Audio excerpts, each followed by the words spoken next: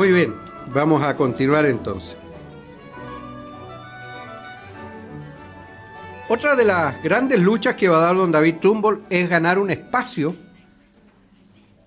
para el ejercicio de la fe protestante dentro de una sociedad chilena profundamente católica, profundamente marcada por la cultura de la Inquisición. No nos olvidemos que la Inquisición va a existir en Chile desde que la bula de Felipe, la pragmática de Felipe II, más o menos en 1556, se crea el Tribunal del Santo Oficio en Lima, que atendía también las necesidades de Chile, y esto dura hasta 1812. Si bien es cierto, desaparece la institución como tal, la mentalidad no desaparece. Hoy día tenemos en Chile una ley de culto, una ley que en gran medida, yo quiero que ustedes lo sepan, esta lucha fue llevada adelante por el COE, Comité de Organizaciones Evangélicas. Pero el cerebro, o sea, la fuerza y el empuje estuvo en manos de mayoritariamente la Iglesia Pentecostal. Pero el cerebro, la tenacidad para no ceder cuando la tentación era grande ante las presiones de todo tipo, fue obra de la Iglesia Presbiteriana particularmente, y particularmente la Iglesia Presbiteriana de Chile, a través de su moderador, el hermano Manuel Covarrubia Bravo, que cuando muchos querían decir, bueno, ya conformémonos con el 80%, con el 90%, él y otros le seguimos en esto, no, o el 100 o nada, todo o nada, no estamos pidiendo ningún regalo, ninguna dádiva, estamos exigiendo que se nos reconozca lo que nos hemos ganado y conquistado en este país, y lo que la Constitución nos asegura.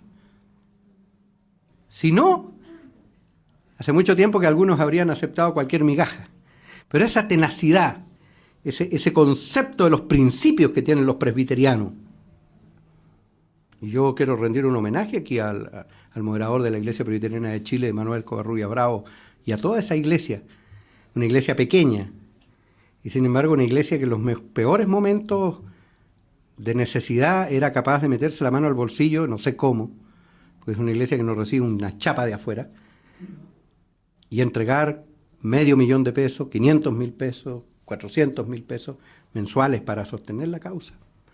Cuando había iglesias que tenían más de 1 millón de miembros y había que pegarle 2 veces en el codo para que soltaran 50,000 pesos.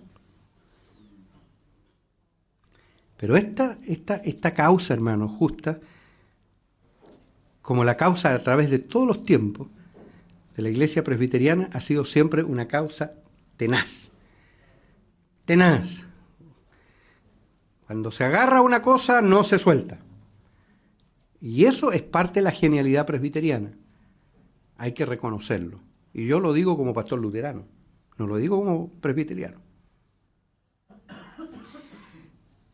Cuando en este país, con esta mentalidad inquisitorial, don David Trumbull plantea a la sociedad que se abran espacios para el ejercicio libre de la fe, de una concepción religiosa que no es la ancestral de la nación, obviamente la lucha va a ser dura, difícil y épica. Otros, si no hubiesen sido, perdónenme el que lo diga, si hubiesen sido de otra denominación, probablemente habrían cedido a lo que les quisieran dar. Pero como Trumbull era un presbiteriano, un hombre marcado, para bien o para mal, marcado por la genialidad del presbiterianismo, su lucha fue siempre a fondo.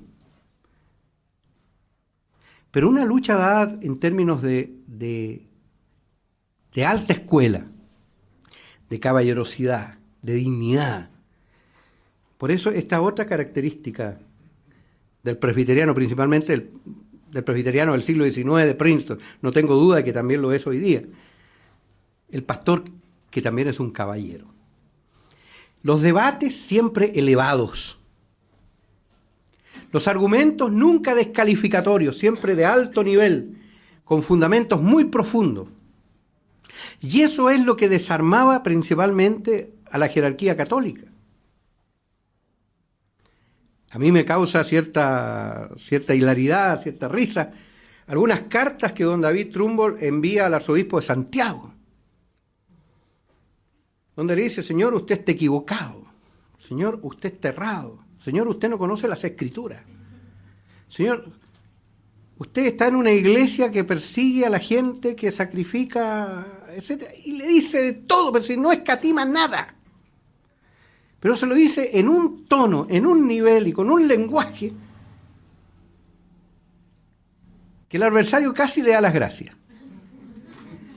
¿Y cómo cierra sus cartas don David Trumbull?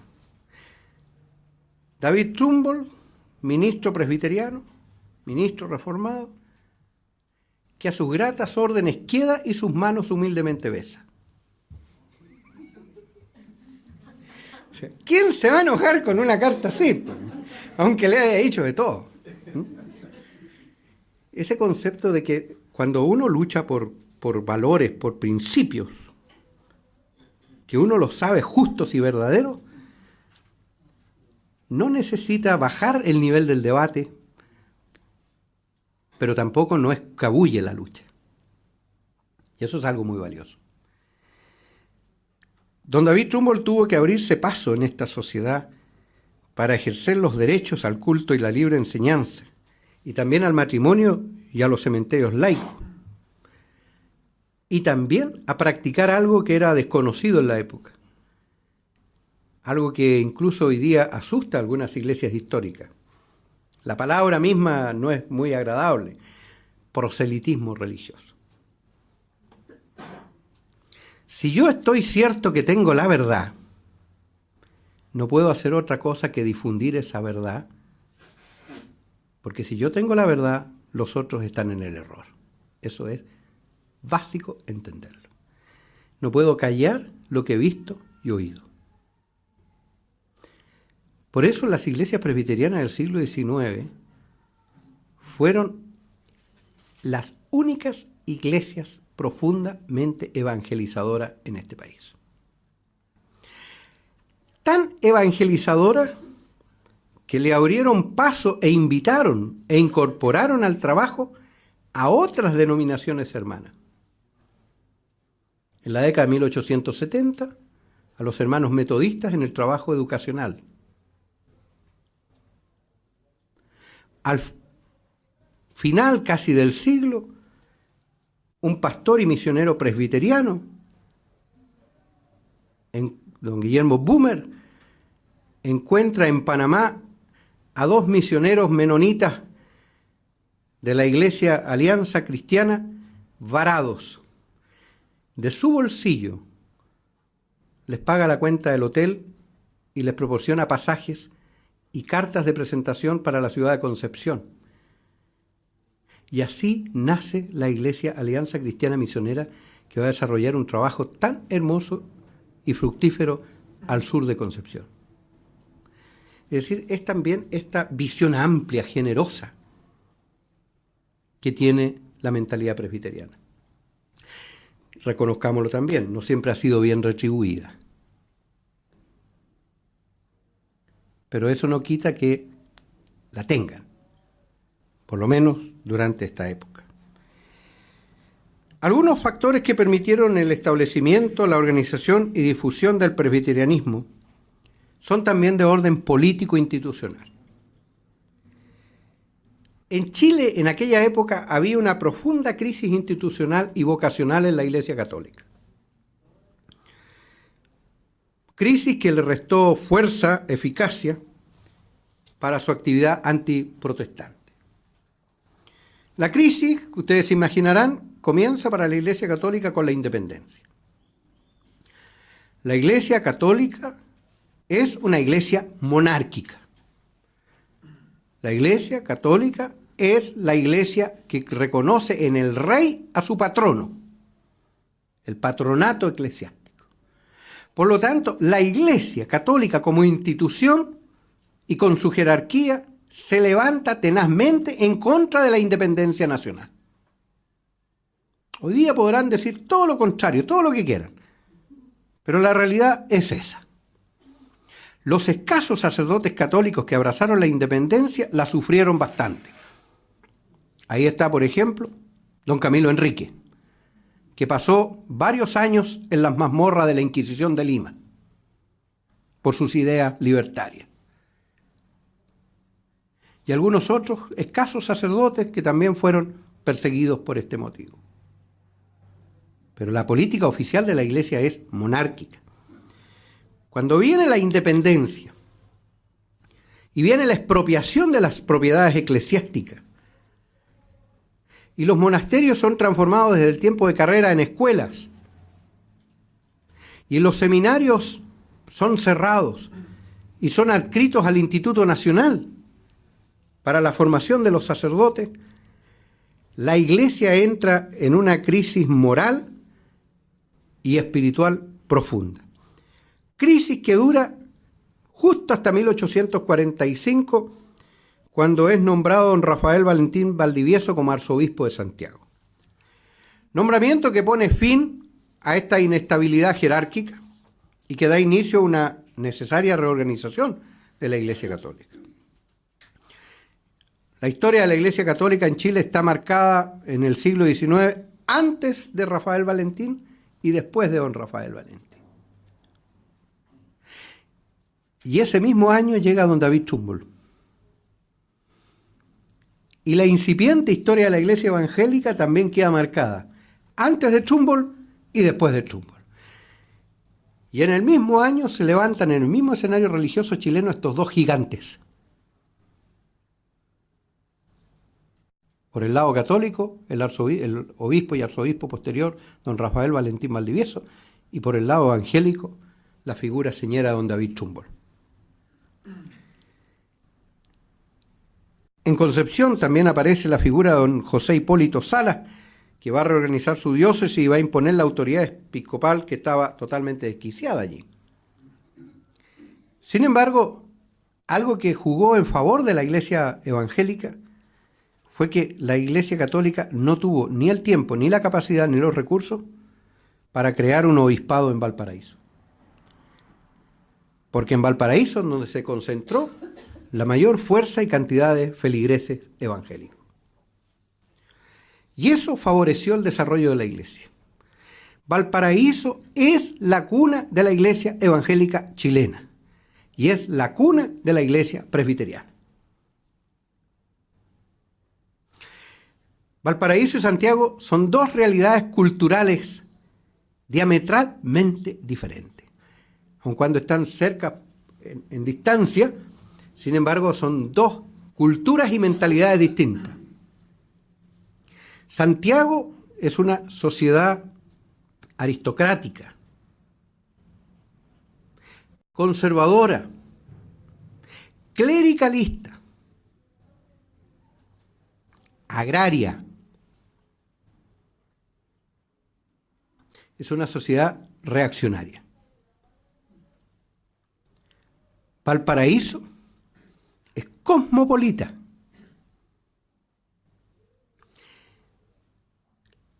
La aristocracia de Valparaíso está constituida por comerciantes, armadores, empresarios, hombres de visión, hombres que cuando amanece el día no miran el muro de la cordillera como el limitante de su imaginación, sino que miran el amplio horizonte del mar,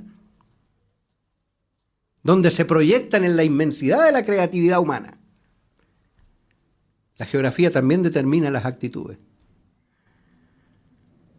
Los pueblos montañeses son siempre menos creativos que los pueblos de las llanuras,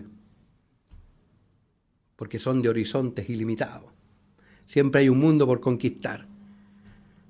Los otros viven encerrados en sus muros y transforman la geografía en guetos. Y eso es real.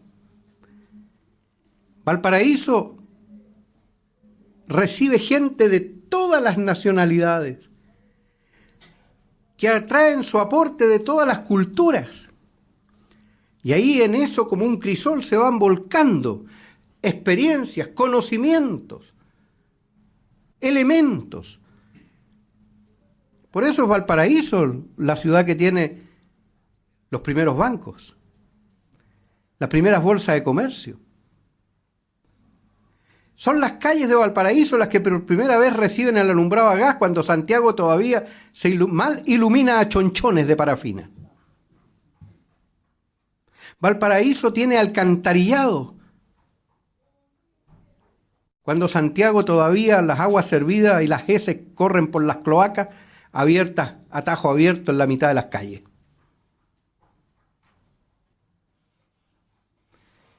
Y esa es la realidad. Y también se da entonces en la fe. El cerro Los Placeres, donde se concentra la comunidad de habla inglesa. Ustedes saben el origen poco santo de ese lugar. Como buen puerto, donde llegan los marinos de todas las latitudes a desahogar sus inquietudes después de una larga navegación. Había un lugar non santo donde estaban todos los prostíbulos de la ciudad. Cerro Los Placeres. Cuando los anglicanos pidieron permiso para construir su templo, le dijeron, detrás del Cerro Los Placeres, o sea, para humillar a estos gringos que pasen por entre medio de todos los prostíbulos para llegar a su iglesia. Pero en la afuera de la ciudad. Y ahí está la iglesia Saint Paul. Los alemanes se ubicaron al lado, en el Cerro Concepción. Y en la quebrada de San Agustín, al costado de los tribunales de justicia, ahí se levantó el primer templo presbiteriano. Después se le hizo chico.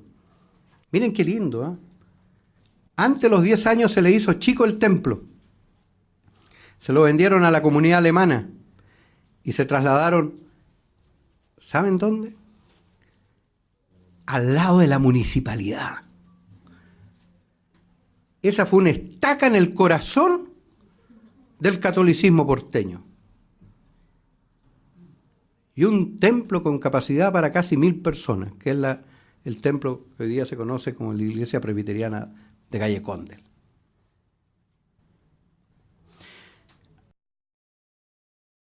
Juegan como una suerte de broma. Yo le estaba comentando al pastor que ayer cuando la hermana Ida Gaete me dio los nombres, la referencia a las calles, a mí me sonó a chiste. Y ahora descubro que Dios sigue haciendo chistes. Padre Hurtado con María Estuardo. O sea que la María Estuardo, después de 400 años, John no le sigue gritando porquería. Porque cada vez que pasaba la María Estuardo, John estaba ahí parado en la roca y le decía, perversa, ¿ah? Idólatra, papista, y otras cositas que no puedo repetir aquí. Pero él se las decía. Porque la María Estuardo, de la casa de los Médici Guisa, sobrina del Papa y peón de la política francesa católica, fue la última monarca católica que hubo en Escocia antes de la Revolución Presbiteriana. Y tuvo que salir arrancando de los campesinos presbiterianos sublevados. Y claro que se fue a refugiar en el peor lugar. Se fue a Inglaterra, donde había conspirado toda su vida para liquidar a Isabel. Y ahí como siguió conspirando, después tuvo un problema al cuello.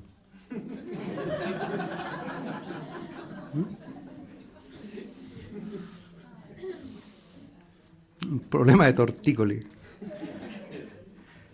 Y Alberto Hurtado Cruchaga, el último profeta de la Iglesia Católica, aquel que escribió en un libro cuya segunda edición ha sido expurgada, un libro que se llama ¿Es Chile un país católico? Alberto Hurtado Cruchaga escribió en esta primera edición que así como van las cosas, el año 2050, la mitad de Chile sería protestante y la otra mitad católico. Por eso yo digo que está bien que lo canonicen porque es profeta.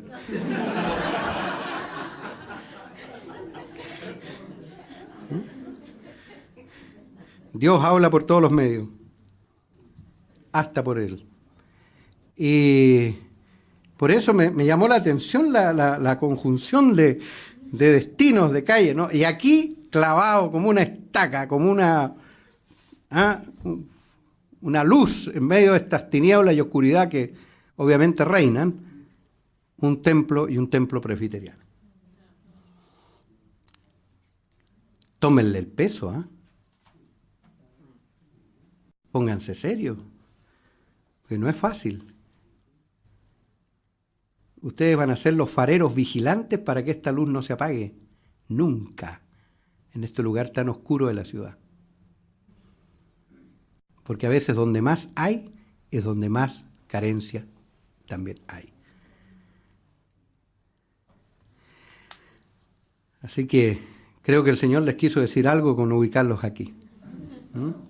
La voz profética de John No tiene que seguir sonando. Así como sonaba cuando reinaba María Estuardo. Y la profecía de Alberto Hurtado, ustedes tienen que ayudar a que sea cierto. Doble trabajo. Para un sermón, pastor, se lo dejo. Bueno, sigamos con nuestro David Trumbull en Valparaíso. Durante 60 años no hubo obispado en Valparaíso. Por eso el obispo católico denunciaba: todo ha prosperado en Valparaíso, el número de sus habitantes, las riquezas, los establecimientos de diversos géneros, y este progreso ha sido rápido. Solo las iglesias y el número de los sacerdotes se ha estacionado y quedado atrás.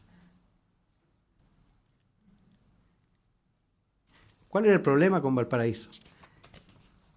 Que prácticamente la mitad de los habitantes de Valparaíso eran extranjeros, y de estos extranjeros el 70% eran protestantes. Había que hacer cultos en los buques. Los primeros cultos presbiterianos se realizaron en el mismo buque en que llegó don David Trumbull, en el Mississippi.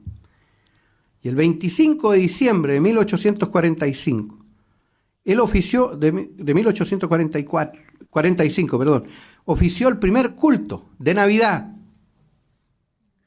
De púlpito, un barril de agua. Se izó la bandera de la capellanía en el barco y la gente vio la bandera y llegó al barco. Y durante años nunca faltó el culto a bordo de los buques.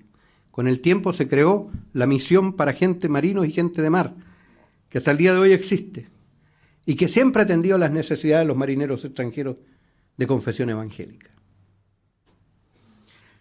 Pero don David Trumbull, una vez en tierra, inició todo este gran proceso, apoyado obviamente por la sociedad de Valparaíso que profesaba la fe evangélica. Porque este reducido número de migrantes protestantes poseían un gran nivel económico, una gran cultura evangélica y un elevado estatus social.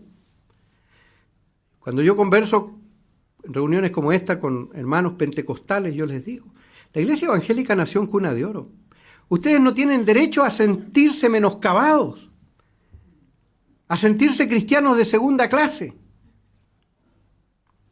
porque la iglesia evangélica fue posible, humanamente hablando, merced de la dedicación, del compromiso de la gente más importante de Valparaíso. Son ellos los creadores de la bolsa de comercio, de los bancos, de las maquinarias a vapor, de los ferrocarriles, de las fundiciones, de las industrias, los que sostuvieron y alentaron el crecimiento de la iglesia. Don David Trumbull venía enviado por la misión del Foreign Office de Estados Unidos, la misión para marineros. Pero yo le he descubierto una cosa que me ha llamado mucho la atención, que la misión jamás le pagó el sueldo. Don David vivió del sueldo que le pagaban 2 feligreses, que lo inscribieron en el rol de empleado, la casa Williamson Balfour. Y para poder arreglar un poquito sus magras entradas, porque no solo recibía un sueldo que no era muy alto, sino que era muy generoso para meterse la mano al bolsillo y repartía todo lo que tenía. Y después se encontraba que no tenía ni para él. Cuando llegó la Jane Walsh, su mujer extraordinaria, que algún día alguien debiera hacerle un homenaje como corresponde a esta primera misionera, porque no solo era la esposa de David Trumbull, y lo acompañó fielmente durante 50 años hasta que ella falleció. Ella daba pensión en su casa y abrió un colegio para señoritas de inglés que fue la primera escuela femenina de Valparaíso y de Chile, porque las señoritas de bien aprendían con maestros en la casa, pero era un escándalo que las señoritas fueran a una escuela, era un escándalo a la sociedad, y el escándalo cundió más cuando don David Trumbull creó escuelas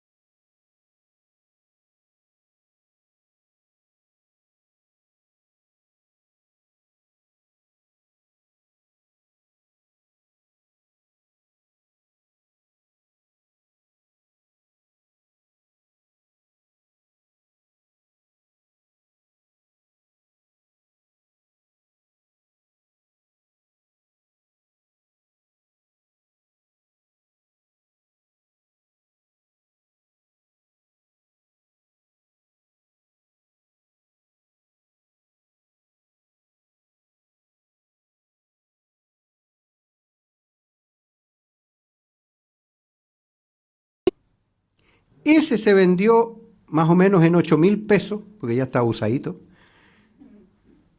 a los alemanes, a la Iglesia Evangélica del Reino de Prusia, como se llama hoy día, se llamó durante mucho tiempo el templo que está más arriba en el Cerro Concepción, en la Iglesia de la Santa Cruz, la Iglesia luterana. Y esos 8.000 pesos apenas alcanzaron a cubrir el terreno del que se compró al lado de la municipalidad. Y costó 35.000 pesos la edificación. Y todo ese dinero salió de los diezmos, de las ofrendas, de las donaciones de los hermanos de Valparaíso. De los hermanos norteamericanos, ingleses, alemanes, prusianos, en fin, suecos, noruegos. Es una iglesia que pronto adquirió conciencia de su responsabilidad. Y de esa iglesia surgen las primeras iglesias chilenas y surgen los primeros campos de misión para el resto del país. Don David Trumbull hacía una campaña de predicación, tomaba el barco y se iba hasta Tacna. Y en todos los puertos hacía culto. Bautizaba, oficiaba matrimonio y a veces alcanzaba a oficiar funerales. Hay en los archivos de la Segunda Iglesia Presbiteriana de Santiago el Redentor certificados de estos que a bordo de los barcos él extendía. Y después hacía el recorrido al sur. Y esta iglesia tenía un espíritu de tal generosidad que compartía sus recursos incluso con otras denominaciones. ¿Ustedes imaginan hoy día una iglesia evangélica X reuniendo ofrendas y haciendo kermés y rifas para juntar dinero para apoyar a una iglesia de otra denominación?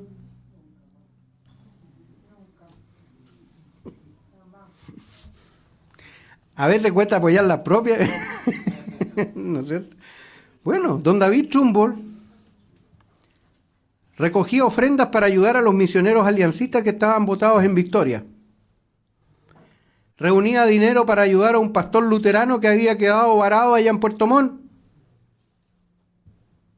Para ayudar a los hermanos misioneros metodistas que estaban abriendo la obra educacional en Iquique, en Antofagasta.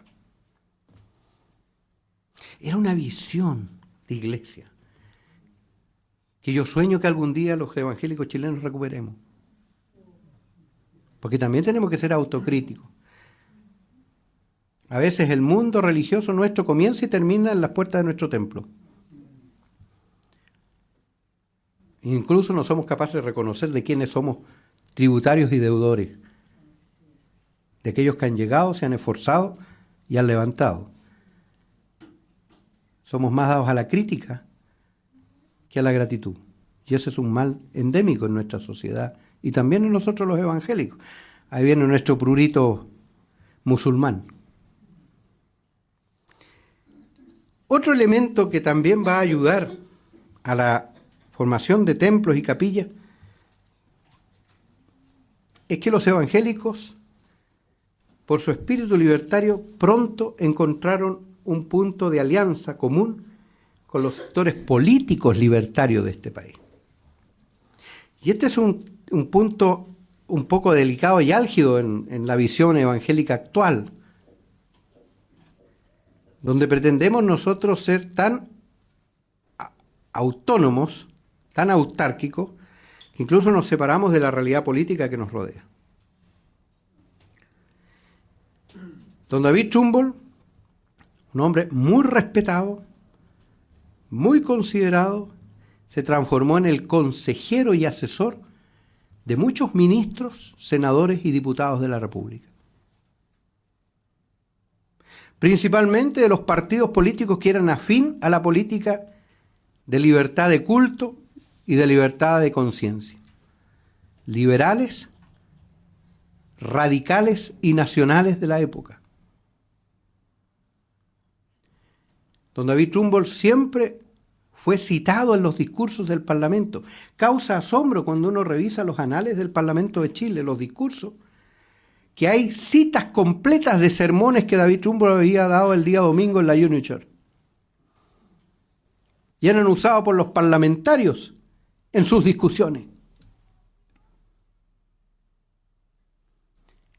En la Cámara de Diputados, en las discusiones de los ministros, en las reuniones de gabinete presidencial. Los dichos y escritos de don David Trumbull eran un elemento permanente y recurrente en la discusión política por la libertad religiosa, por la libertad de conciencia que en este país se estaba dando. Tanto así que cuando don David Trumbull falleció, el Senado de Chile guardó un minuto de silencio en su memoria y en su homenaje.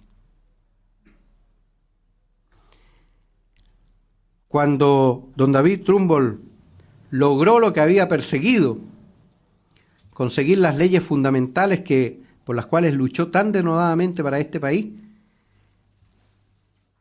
él pidió humildemente en la oficina de parte de la municipalidad que fuera recibido como ciudadano chileno. La carta, en vez de ser tramitada, fue enviada al Senado. Y el Senado de la República lo invitó, se puso de pie y lo recibió como ciudadano de Chile. Y él se nacionalizó chileno. Y a su muerte pidió ser sepultado en Chile. Y ahí está su tumba en Valparaíso, en el cementerio disidente. Y formó una familia chilena. Hay una rama que yo conozco a lo menos, los Trumbull Valenzuela, que son de Valparaíso y también de Santiago. Y tuvo varios hijos. Y muchos de ellos estudiaron en la Universidad de Chile. Uno de ellos fue el primer diputado evangélico que tuvo la República, don Ricardo Trumbull, por Concepción, diputado por el Partido Radical, y que durante la Guerra Civil fue nombrado embajador del gobierno revolucionario ante la corona británica. Es decir, no solo llegaron a misionar, se integraron de tal manera a la sociedad chilena, hicieron tan suya la realidad de la sociedad chilena, que se incorporaron hasta en la acción política de la sociedad chilena. Y su aporte fue fundamental. Porque en este país habían tres grandes escollos que impedían el desarrollo de la libertad de la conciencia. Primero que nada, la ley de cementerios, sujetas al derecho canónico, impedía la sepultación de los heterodoxos, de los suicidas, de los duelistas, de los ejecutados sin confesión, de los que habían muerto sin haberse confesado y comulgado durante un año, de los cismáticos y de los defensores de herejes. La lista es larga. Todos esos no podían ser sepultados en los cementerios bajo el patronato de la Iglesia Católica. Si así ocurría, el cementerio quedaba execrado, es decir, maldito. Y todos los huesos que estaban allí, si se producía la resurrección general, se iban de patitas al infierno. Porque la teología católica creía en la resurrección corporal de los muertos, creen en esa resurrección. Nosotros creemos en la resurrección en el sentido espiritual, porque resucitar con el mismo cachivache que andamos trayendo algunos ya bastante alicaídos no es ninguna gracia, ¿no? Imagínense ustedes resucitados con artritis, con jaqueca, con problemas al hígado, no sé, no es muy atractivo volver a lo mismo. Además, la Escritura nos habla de un cuerpo espiritual. Para ellos no. Así que toda esta gente estaba fuera.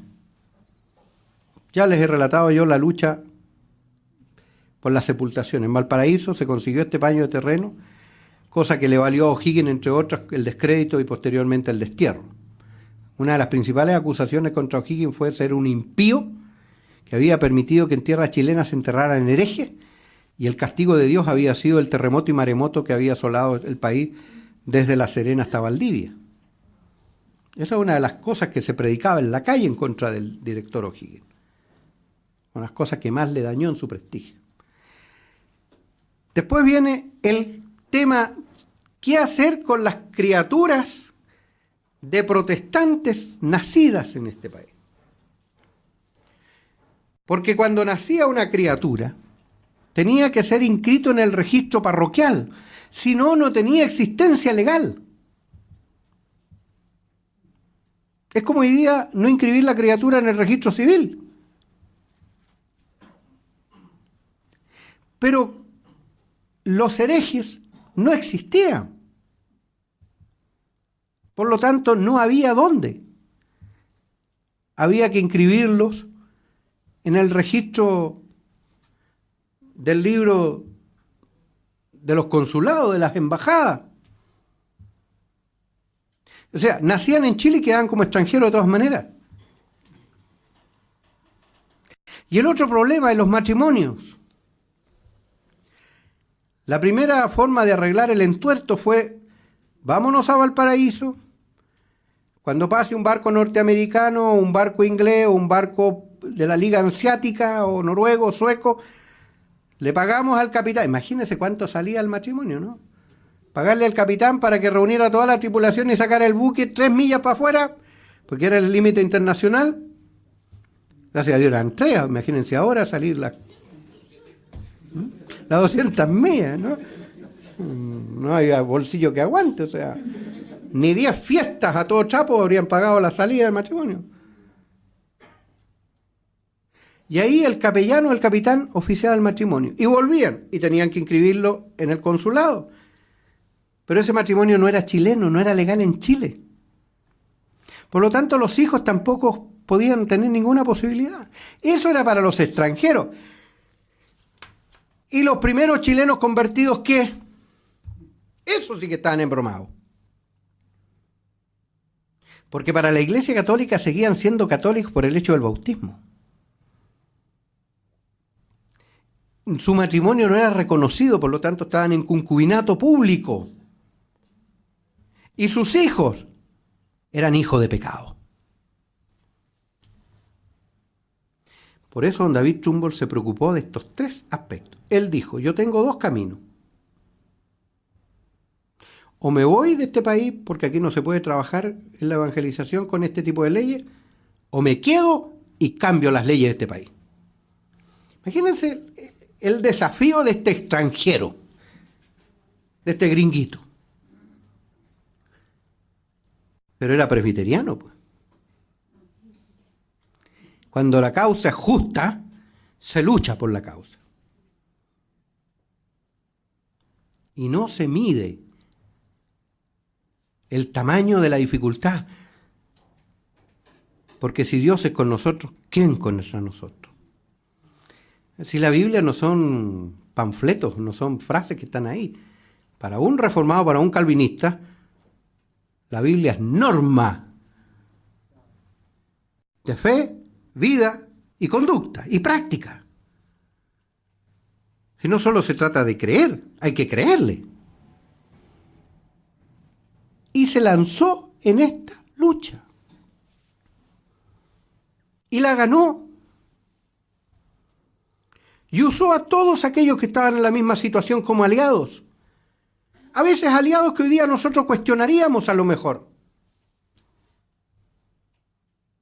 Y ustedes saben de qué estoy pensando. Las logias masónicas del siglo XIX. Que a algunos la palabra les para el pelo. A mí también, pero aprendí a vivir con la realidad. También luchaban por los mismos espacios de libertad. Discutamos después nuestras diferencias, pero ahora tenemos un adversario común. Y a diferencia de lo que dice la historia de Chile, lo poco que dice, de que los partidos políticos, radical, liberal y nacional y las logias masónicas fueron los que abrieron el camino para que las iglesias protestantes ganaran un espacio, fueron las iglesias protestantes las que proporcionaron los argumentos y las discusiones a los partidos políticos y a las logias masónicas. Y la prueba más clara, más fehaciente, indesmentible, es que si uno lee los discursos del Parlamento y los sermones y las publicaciones de David Trumbull publicados en The Maybrook, en el The Times, The Record y La Piedra Viva y Verdadera, que era la prensa evangélica de la época, domingo 15 de septiembre, sermón de don David Trumbull en la Union Church, una iglesia libre en un estado libre.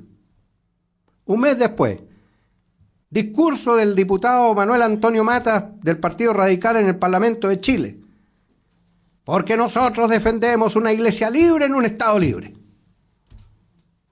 Ahí están las pruebas.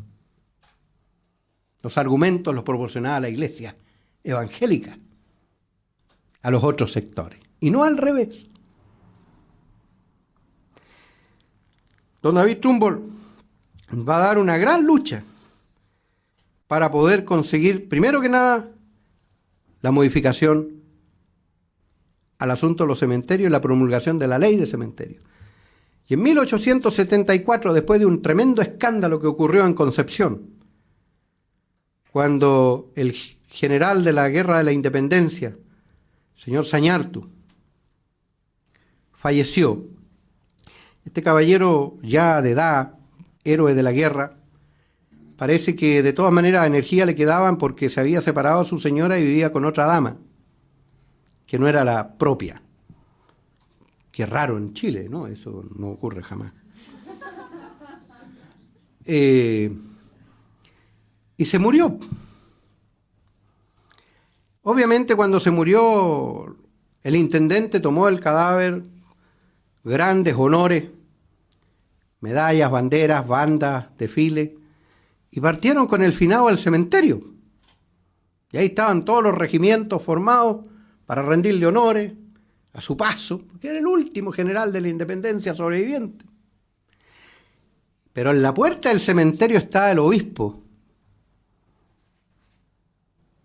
don Hipólito Sala, rodeado todo el cabildo eclesiástico, y cuando van a trabajar, bajan el cadáver, el ataúd, y van a entrar al cementerio, se pone: aquí este hereje impío concubino no entra, porque estaba en público pecado.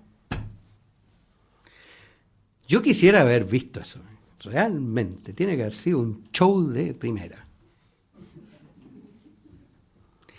Y se arma la mocha.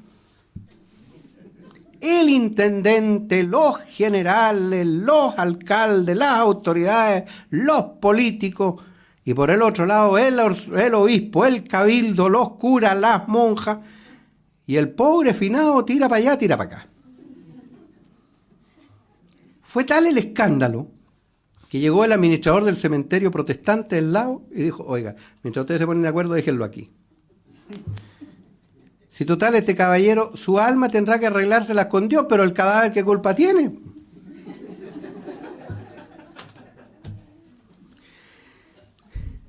El tema pasó al Congreso. Acuérdense que la iglesia estaba unida al Estado. Los obispos eran funcionarios públicos de confianza del presidente y el intendente también. Así que aquí sí que hubo un lío de competencia de autoridades. La vida del pobre general fue ventilada, desmenuzada, despedazada. ¿Qué no se dijo? Un escándalo. Resultado de esto, el presidente de la República, que para peor era sobrino nieto del general, presidente Errázuriz Sañartu, emitió un decreto. En todos los cementerios del Estado administrados por la Iglesia Católica deberá haber un patio separado por una arboleda con una entrada común donde sean sepultados los restos de los que están bajo entredicho canónico. Pero cambiar la mentalidad no fue fácil. A partir de 1874 se crean los patios de disidentes. Así nace el del cementerio general. pero no faltaban los exaltados que venía el funeral, se iban los deudos, venía la juventud católica, agarraban el finado fuera a la calle, se ha dicho. Los evangélicos y los sectores libertarios reclamaron. Entonces la iglesia dijo, cúmplase el derecho canónico. Tienen que estar realmente separados del lugar santo. Muros de 7 metros de altura y 3 metros de ancho. Así está el muro que separa el patio de los herejes del cementerio en Santiago del resto. El domingo, voy a aprovechar de un avisito. El domingo 31 de octubre, aniversario de la Reforma, vamos a celebrar este aniversario en el Cementerio General. El martes 31. A las 5 de la tarde. Vamos a tener un acto litúrgico allí y de ahí vamos a concurrir al cementerio disidente para recordar a 3 figuras pioneras en el desarrollo de la obra evangélica chilena. Los hermanos Arnuldo y Armand Filippi, creadores del Museo de Historia Natural, padre de la colonización de Magallanes, padre de la colonización alemana, predicador de la iglesia alemana, los que iniciaron la obra evangélica alemana en este país.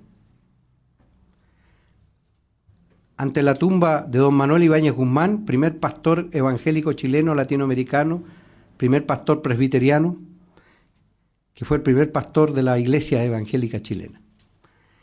Y la figura señera de don Juan Canut de Bon, a quien todos debemos el apelativo, que fue ministro presbiteriano, ministro metodista y que posteriormente terminó trabajando como pastor para la Alianza, para los metodistas y para la Missionsburg en la zona de Victoria, Temuco, y que murió a los 50 años de pulmonía porque andaba predicando a caballo mojado entero cruzando los ríos.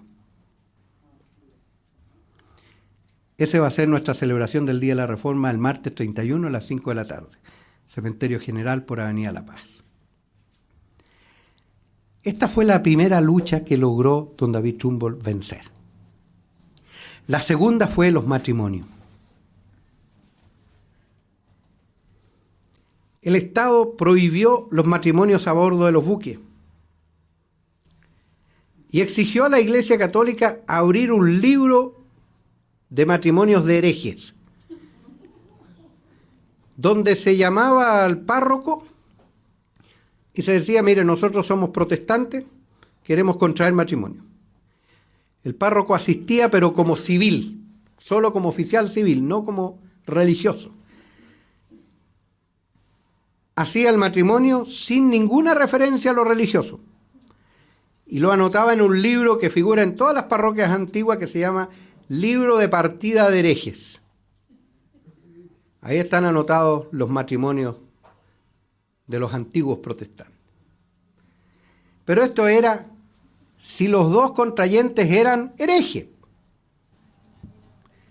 No servía si uno de los dos era convertido, católico, porque por el hecho del bautismo era católico de todas maneras.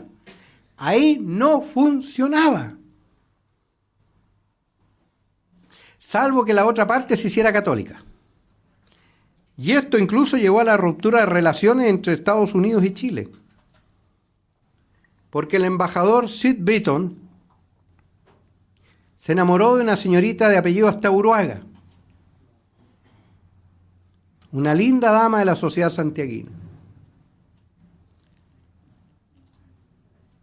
Y la Iglesia Católica le exigió al embajador que se hiciera católico. Pero no bastaba la firma de un documento. Ustedes saben, y si no lo saben es bueno que lo sepan, para que algunos vayan echando las barbas en remojo, que cuando algún evangélico se casa con un católico y se oficia el matrimonio en la Iglesia Católica, la parte protestante tiene que firmar un protocolo en el cual renuncia a la crianza de los hijos y al bautismo de los hijos en su iglesia y los entrega al bautismo y a la educación de la Iglesia romana. Así está establecido en el derecho canónico. Por eso yo soy enemigo de oficiar matrimonios mixtos. Y ese es uno de los dramas que tenemos en nuestra iglesia. Que otro se haga cargo del finado. Yo no me hago cargo de ese tipo de cosas. En la iglesia evangélica todo lo que quieran, ningún problema, porque a nosotros es rito matrimonial, no es sacramento. Los chilenos convertidos no tenían ninguna posibilidad.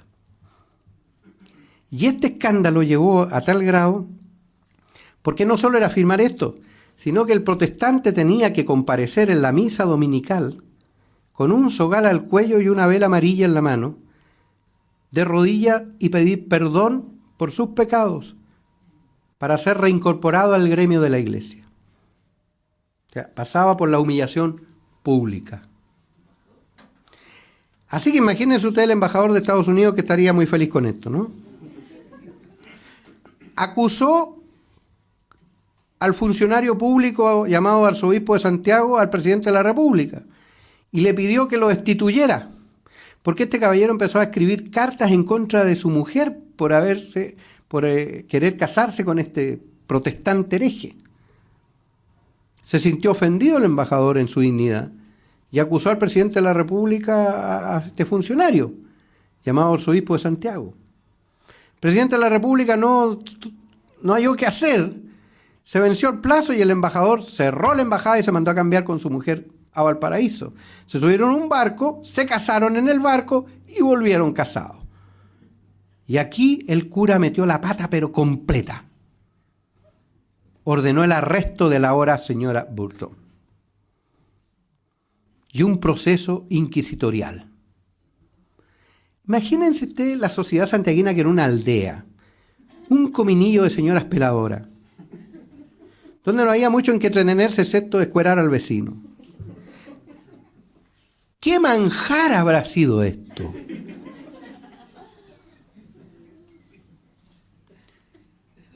Si Santiago comenzaba en Mapocho y terminaba en Franklin, pues.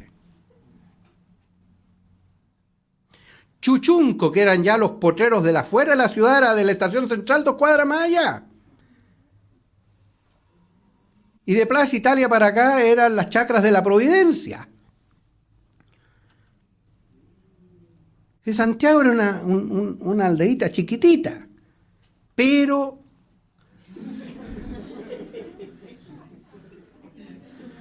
mentalidad aldeana, pues.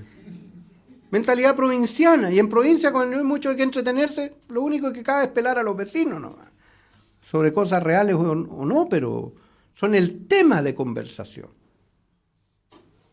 No es como hoy día, que uno pasa toda su vida sin ver a alguien, viviendo en la misma ciudad. Así que esto fue un escándalo. Y el embajador clausuró las relaciones y cerró la embajada. Tuvo que establecerse una negociación de presidente a presidente, el presidente de Estados Unidos con el presidente de Chile, para arreglar este manso entuerto. Entonces la señora esta optó por lo sano.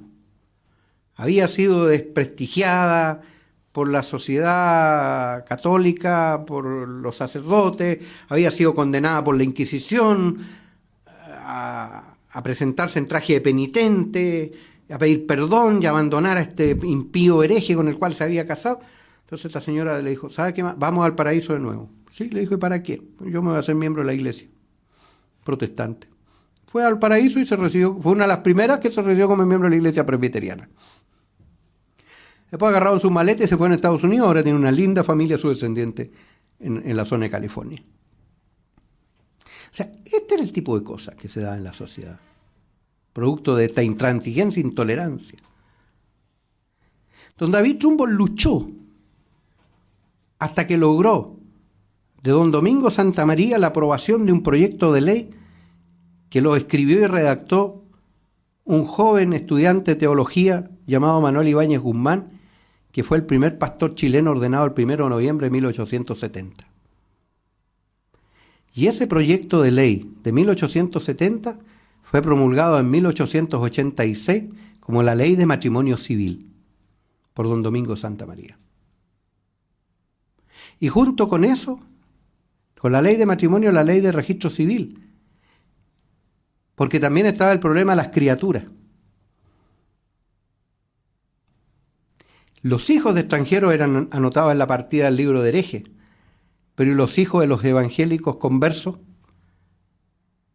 No tenían existencia legal, eran ilegítimos. Por lo tanto, no podían aspirar a heredar a sus padres ni a ocupar cargos públicos. Porque en ese tiempo los hijos fuera de matrimonio eran realmente execrados. No podían ingresar ni al colegio ni a la universidad. Es casi lo mismo que hoy día un evangélico que pretenda entrar a la escuela naval. Está execrado.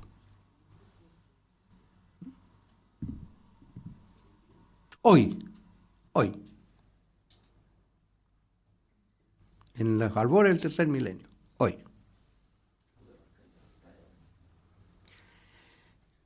Esas leyes las modificó don David Trumbull. Esas leyes, este país las tiene gracias al trabajo de la Iglesia Presbiteriana, queridos hermanos.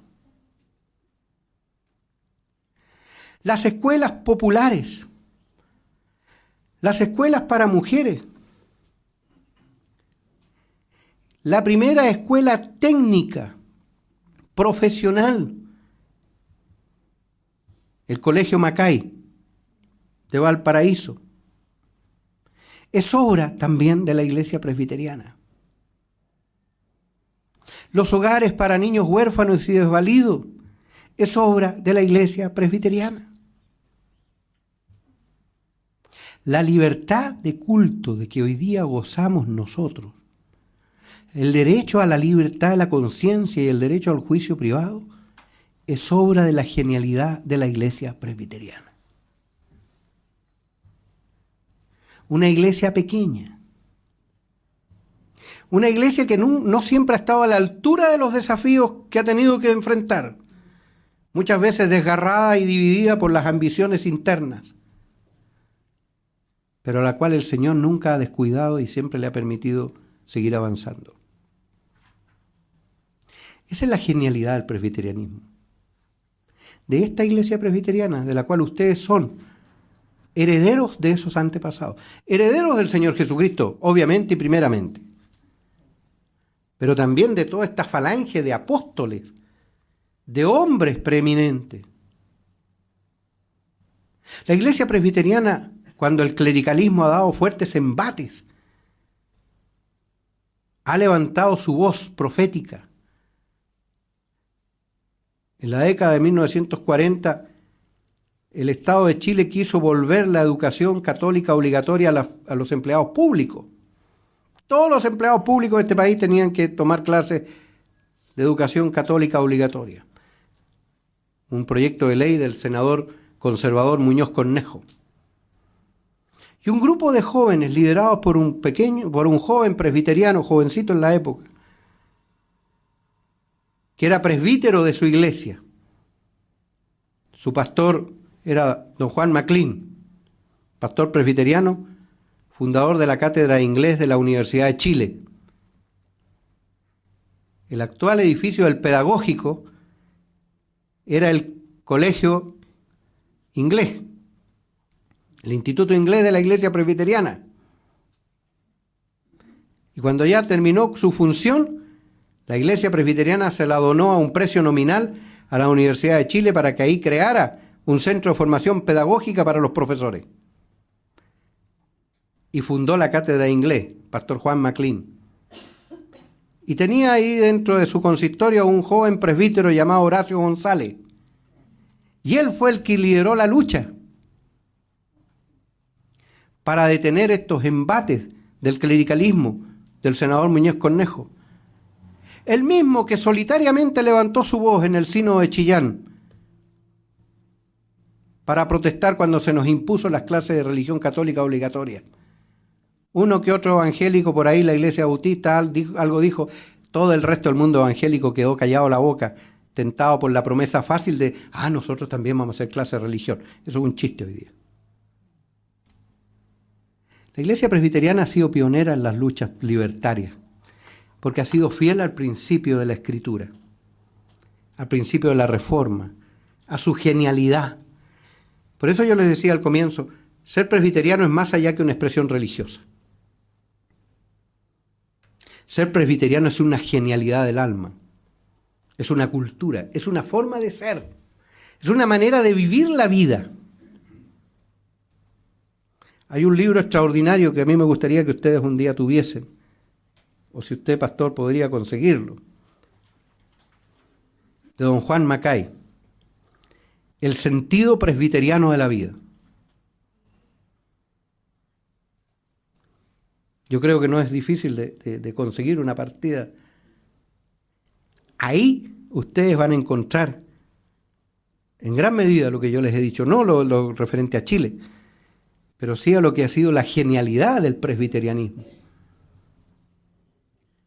Un cientista político de renombre mundial dijo de que de las 4 concepciones ideológicas, filosóficas que han creado una cultura en el mundo, la más gravitante e importante en Occidente a partir de la Reforma ha sido el presbiterianismo. A veces los presbiterianos son un poco egoístas consigo mismos o sufren de algún complejo de inferioridad. Ven su fe presbiteriana reformada solo en el ámbito eclesiástico, parroquial, y a veces se circunscriben al gueto. Son como esos judíos que vivían el judaísmo encerrado en el gueto y desconocían su propio aporte, su propio influjo, su propia energía y fuerza al desarrollo de la humanidad. Los presbiterianos tienen el mismo pecado. Viven una fe intramuro, una fe muy para adentro, y se olvidan de que su fe es algo que transforma todo hacia afuera. Podríamos decir muchas cosas, pero las que no he alcanzado a decir, algunas de ellas están en el escrito que está a disposición de todos ustedes. Y me gustaría dejar este tiempo que queda para preguntas o dudas. Muchas gracias.